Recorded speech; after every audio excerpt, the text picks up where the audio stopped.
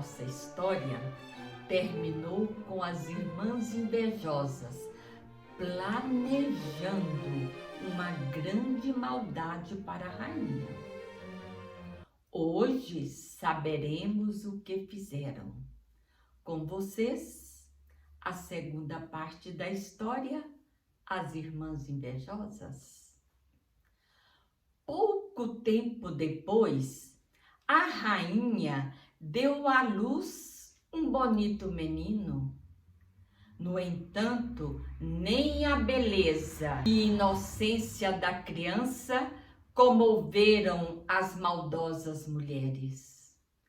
Ódio e inveja queimavam seus corações, agora com força duplicada.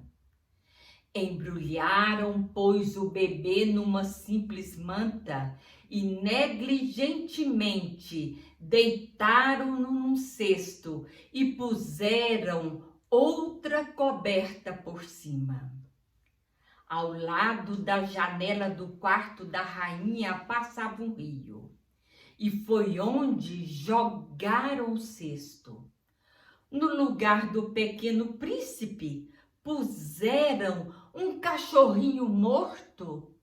Depois espalharam o boato de que a rainha havia dado à luz a um monstro.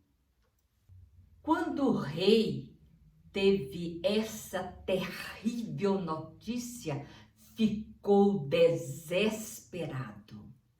O grão-vizir acalmou, porém dizendo que refletisse.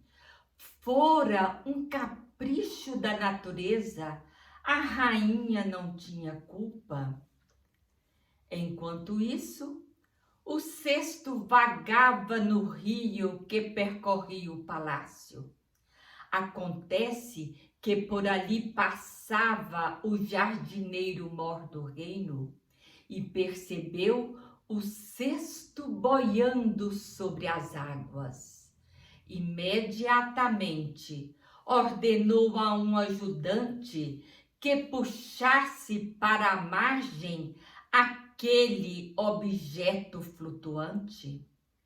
Usando uma vara, o ajudante obedeceu. E quando o superior ergueu a coberta, estarrecido, viu ali uma criança recém-nascida. Era um lindo menino. O jardineiro mor era casado há muitos anos, mas até aquela data os céus não o haviam abençoado com a vinda de um filho. Imediatamente pensou em adotar a criança como sua e ordenou que o ajudante levasse a preciosa carga até sua casa. Imediatamente parou os serviços e acompanhou seu ajudante. Chegando em casa, disse à sua esposa: até hoje não tivemos um filho, foi Deus que nos presenteou com este menino. Havemos de criá-lo como se fosse de nosso sangue.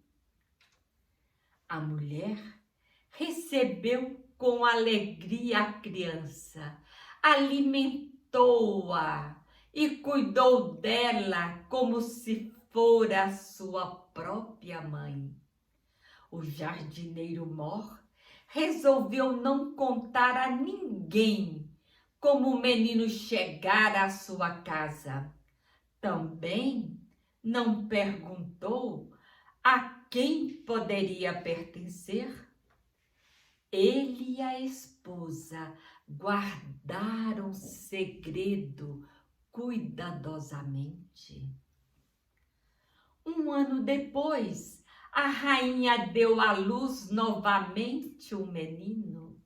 Lá estavam as duas invejosas irmãs ao seu lado. E mais uma vez não tiveram piedade do recém-nascido, como haviam feito com seu irmãozinho. Colocaram-no num cesto e este deixaram-no flutuar no rio. Depois espalharam a notícia de que a rainha havia dado à luz um gato. Mas, por bondade de Deus, a criança escapou da morte. O chefe dos jardins reais viu o cesto vagando e trouxe a criança à sua esposa e criou-o amorosamente junto com seu irmãozinho. O rei ficou transtornado ao lhe darem novamente a má notícia.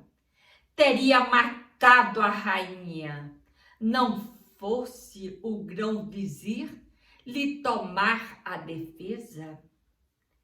Finalmente, a rainha presenteou o rei com uma filha, mas as diabólicas irmãs, em sua inveja, queriam aniquilar completamente a felicidade da rainha. Que alegria para elas se fosse repudiada pelo marido. À princesinha deram o mesmo destino dos príncipes. E outra vez o jardineiro mor chegou a tempo de salvar a vida da criança. Sua esposa recebeu a menina a seus cuidados. Havia de educá-la convenientemente e o casal passou a ter 3 filhos tão queridos e bem orientados como se fossem legítimos. As pérfidas irmãs, contudo, foram à presença do rei. Entre lágrimas e lamentações, relataram-lhe que a rainha dera à luz uma ratazana. O rei perdeu a cabeça. Como um louco, chamou o grão-vizir. Chega! Gritou ele, essa mulher não deve viver mais tempo, é um monstro ou uma bruxa. Encheria meu palácio de monstrengos. Condenou à morte e ordenou ao grão-vizir que executasse a sentença. Todos os ministros e o próprio grão-vizir arrojaram-se aos pés do rei e pediram clemência para sua esposa. Clamavam que a rainha era inocente neste terrível capricho da natureza. A execução seria um castigo injusto e irremediável. Se o rei não a queria junto de si, que a repudiasse. Viver longe de seu esposo já seria pena suficiente para ela. Por fim, o rei concordou. Pois que continue vivendo, disse ele, mas o resto de sua vida será mais duro que a morte. Poupou-a, mas com uma condição. Será construída uma gaiola de ferro defronte à principal mesquita. Nela como um animal selvagem, encerrareis a rainha. Todo muçulmano que for orar deverá cuspir-lhe no rosto, e se não o fizer, partilhará de seu castigo. Para que minha ordem seja cumprida, uma guarda permanente ficará ao lado da gaiola, e qualquer desobediência ser-me-á comunicada imediatamente. O vizir não se atreveu a pedir maior clemência. A gaiola foi construída e a infeliz rainha, lá encarcerada, alvo de escárnio e zombaria. Ah, esse terrível destino! Suas irmãs mereciam muito mais do que ela. No entanto, com coragem e espírito forte, a rainha suportou seus sofrimentos, e todo o povo obedecia ao rei, mas sofria com isso, pois admirava e amava aquela que fora sempre uma boa rainha. Enquanto a pobre mulher suportava tal destino, seus filhos cresciam na casa do chefe dos Jardins Reais. Amavam com amor filial a seus pais adotivos, que por sua vez zelavam carinhosamente por eles. O mais velho do príncipe recebeu o nome de Bahman, o mais moço chamaram Pervis, e a princesa Parizade. Cada um deles possuía inata e natural nobreza. Parizade cresceu e se tornou graciosa e inteligente menina. Ultrapassou seus irmãos em beleza e inteligência. Os melhores professores foram contratados e estes não tiveram trabalho com seus pupilos. Os meninos aprenderam facilmente as ciências e as artes, bem como os segredos da vida na corte. Em pouco tempo, quase ultrapassaram os professores em conhecimentos. A princesa, que tomava parte nas aulas, não ficara atrás de seus irmãos.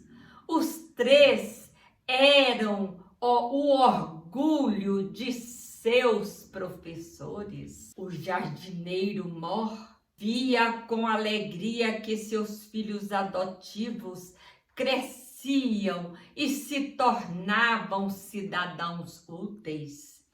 Melhor recompensa para sua bondade não poderia ter desejado.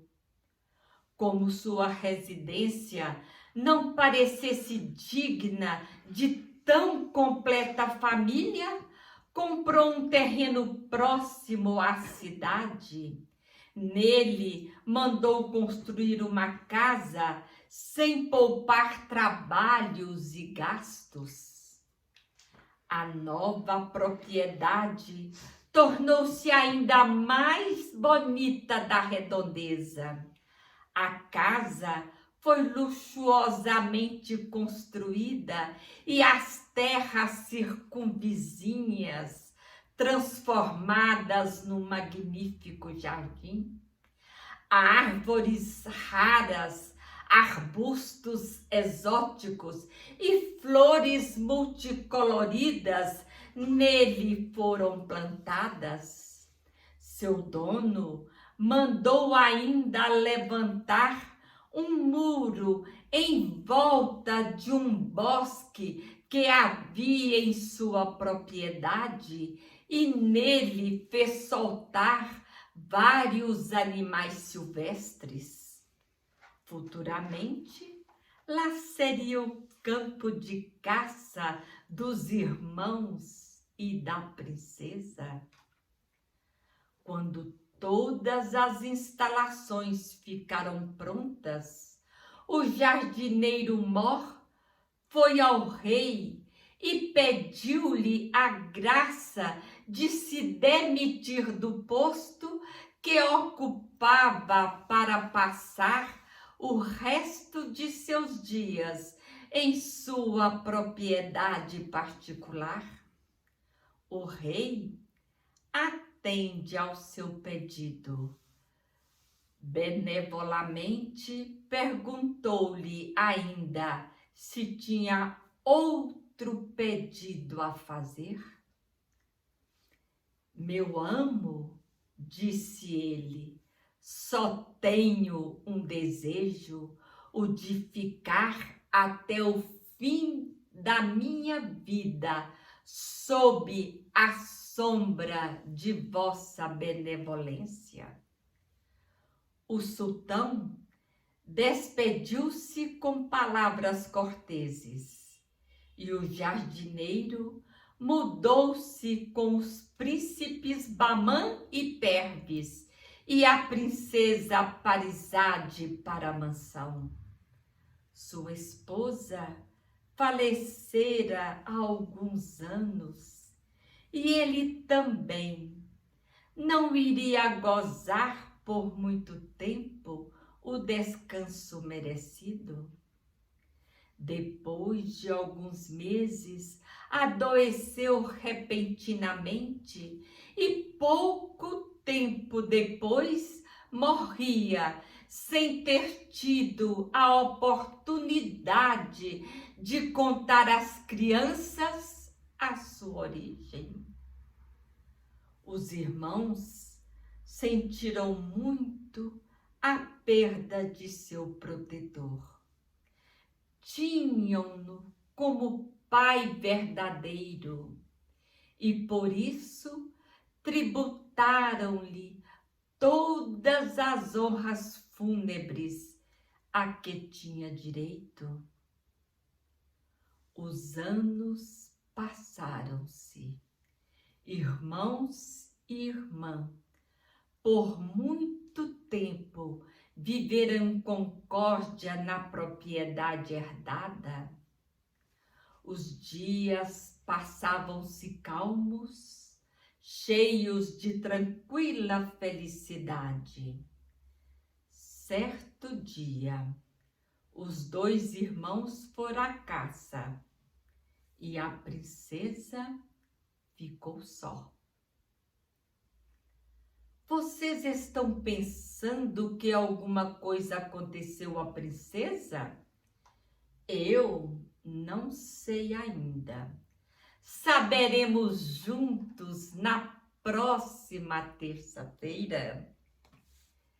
Esta história, também do livro Joias das Mil e Uma Noites, os mais belos contos.